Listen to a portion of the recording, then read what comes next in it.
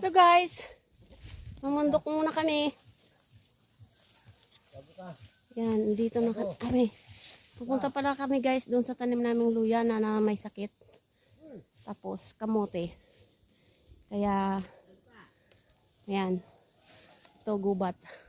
Imagine guys, yung malayo-malayo nakita nyo. Doon kami galing. Sa kalagitnaan na kami guys ng bundok. See you later. Ayan guys. Malapit na kami. Nakakahingal guys.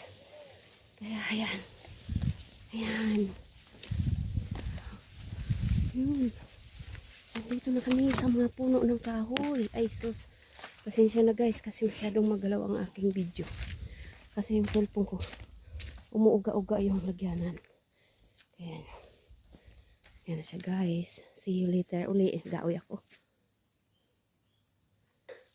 Andito na kami guys sa aming taniman. Ayan. Yan ang mga saging. Naalala nyo guys yung nag-upload ako ng video.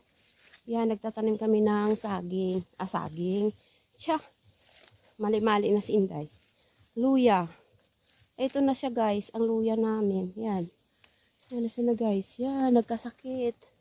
Yan ang sakit po ng luya. Kawawa na naman ang farmers ng luya. Hindi kami makabawi ng gastos namin. Hi! Yan. Yan na siya guys. Yan. Ganyan siya guys. Tapos mabubulok. Nalalanta siya. Tapos nabubulok yung laman niya. Tapos hindi siya pakinabangan. Kaya swerte na lang guys kung may matitira. Ayan, katulad niyan guys. Hindi pa siya oras ng harvest kasi dapat April, May ang harvest niyan o March. So ngayon, ang mapakinabangan na lang guys.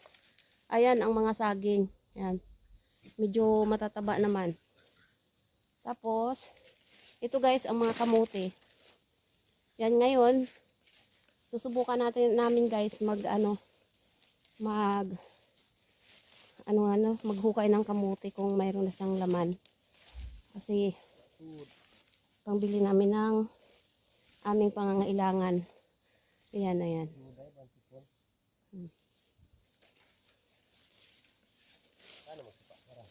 Ayan guys. Ayan. Ayan. Okay. See you for later. Ay, ako guys. Tingnan nyo yung kamote namin. Ang review. Puno na yan. Ang babong gamot ho. Amoy ihi. Nanda. Sako mo. Amoy ihi. Kuring. Ayam. Waman ho.